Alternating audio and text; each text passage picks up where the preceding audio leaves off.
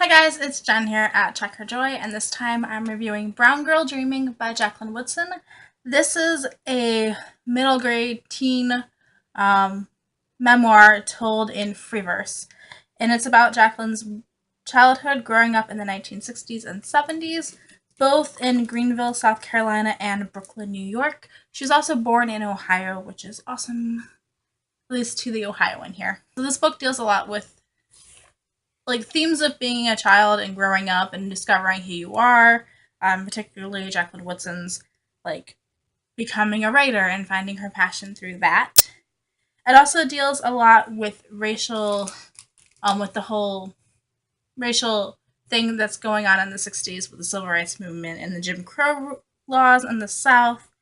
And so that's a big backdrop against this. And her trying to figure out how she fits into that. So the country is changing, and she's growing up in these two different worlds, where the cultures are so completely different, especially when you're African American. She's also a Jehovah's Witness, and so there are different rules that she has to follow because of her religion, and having to go to extra Bible studies and this evangelizing thing. And most of this book though is they're poems, and they're just kind of glimpses into her past and her memories of what it was like growing up and the stories she's been told about her past. So she talks about her birth and stuff that happened before she was even born. Obviously she doesn't remember that herself, but it's part of the collective conscious of her family.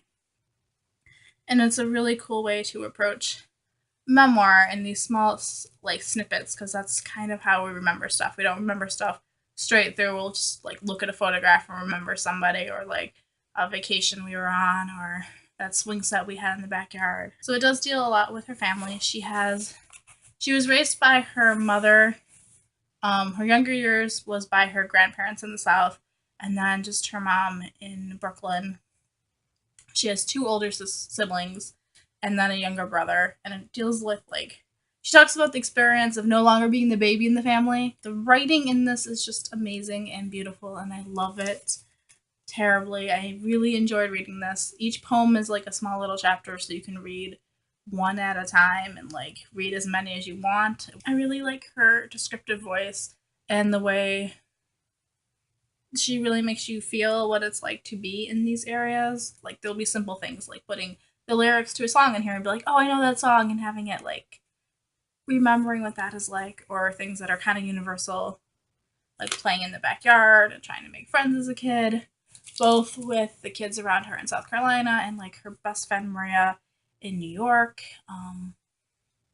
Stuff like her mom doesn't let her listen to funk music, so she goes over to Maria's house and they just listen to any song they can find with funk in it, and they just start saying funk, the word over and over and over again until it completely loses meaning. And it's just such great glimpses of what it's like to be a child.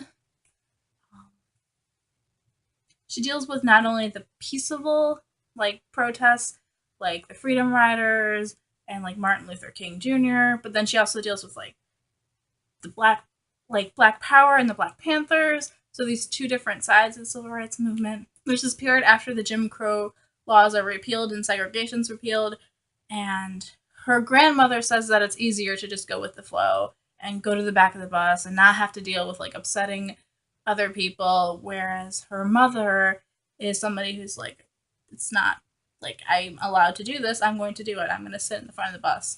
I'm going to go to this counter. She talks about farming in the South too, and putting work into the ground to get food, and then getting stuff back from the ground, and when it's harvest time, and that give and take relationship versus the life in the North where it's more commerce. There's also a few moments where her mom gets super upset when they use y'all and these southern ways of speaking that aren't technically proper English, and her mom gets really upset. She's like, you guys are born in the North and you know how to speak properly and you should do that. I don't ever want to catch you saying y'all or ain't. I don't know, this is just brilliantly vivid and delightful to read, and it's just fun, and it's deals with really complex issues, but through a child's viewpoint where she's trying to understand what's going on. She does such a good job of explaining and showing what it's like to be a African American child in the South and in the North,